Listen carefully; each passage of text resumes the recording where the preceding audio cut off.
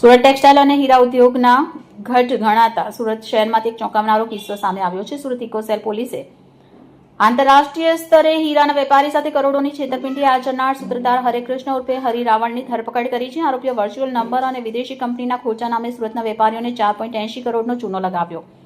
Police તપાસમાં બહાર આવ્યું કે આરોપી હરિકૃષ્ણ અત્યંત શાતી રીતે ગુનાને અંજામ આપતો હતો. અમેરિકન કંપનીના પ્રતિનિધિ તરીકે પોતાની ઓળખ આપતો અને સુરતના હીરા વેપારીને સંપર્ક કરતો હતો. વિશ્વાસ જીતવા માટે તે પોતાને વિદેશી બાયર ગણાવતો અને 7 દિવસમાં પેમેન્ટ આપવાના વાયદે હીરાના કિંમતી માલ હોંગકોંગ અથવા દુબઈ મંગાવી લેતો હતો.